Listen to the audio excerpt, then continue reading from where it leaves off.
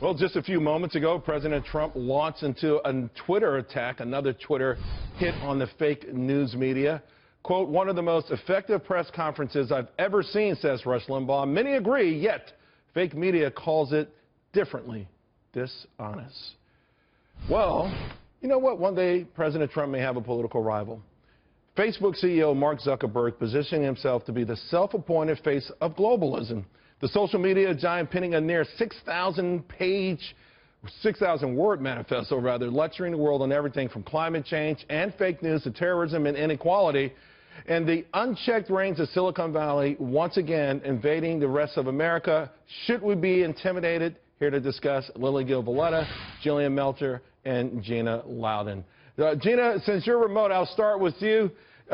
Mark Zuckerberg is taking it upon himself to more or less say, hey, listen, we need a one world, sort of a one world situation, and I should be the one running in charge of it.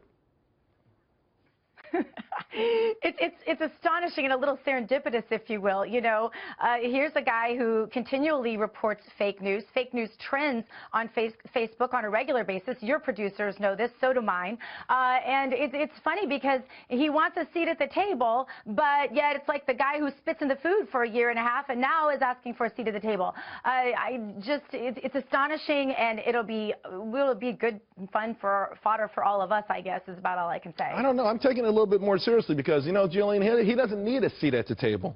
He owns the table. He owns the whole joint.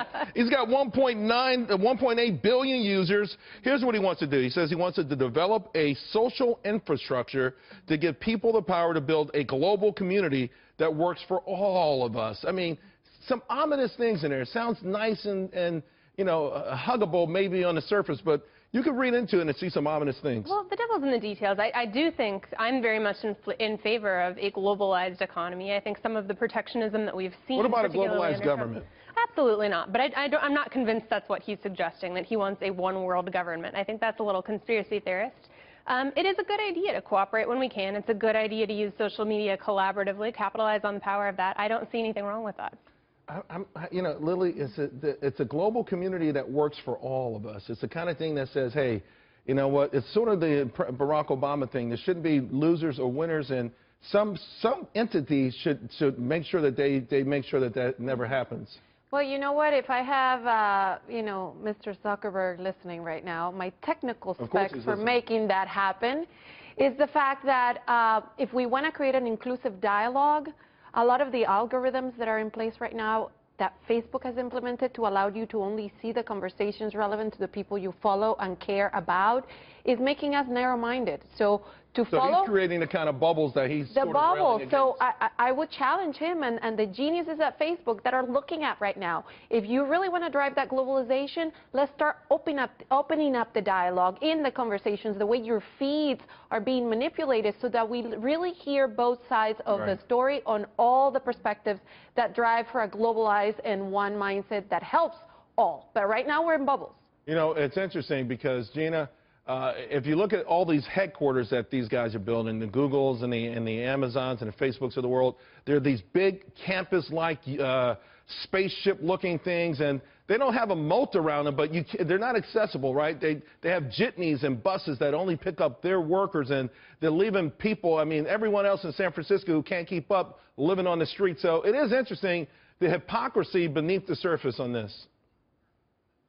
It really is, Charles, and I guess I believe that competition and free thought will eventually win out. I mean, a few years ago, we couldn't have imagined taking down the old media, but I think that grassroots activists and people in search of real free speech have done exactly that in a lot of cases. We see the old media shrinking. The same can befall even a big, huge multinational company like Facebook. And so I think that before they get too sure of themselves, they better remember that ultimately, in a free society, truth wins out, and I think it will win in this instance as well. You know, Jillian, one of the things I think the lessons we're being learned or told about is there's certain elements to multiculturalism that can't be forced. And I think because we live in this successful melting pot, you know, but it's not the same, right? And so the idea that, you know, you can transfer values and things like that. It's one that people are rejecting.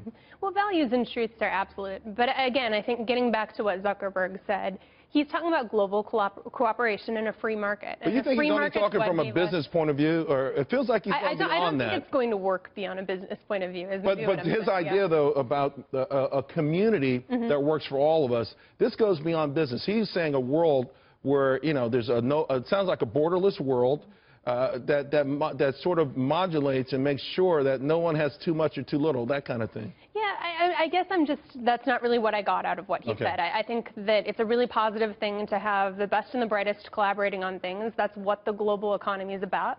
It's yielded things like words Facebook. To say that? No, I could have written it more concisely. But I do kind of agree with him on that point. I want people collaborating, and I do think there's a lot of good when you get the best minds in the world together working on something. All right, ladies, thank you all very much. Appreciate it.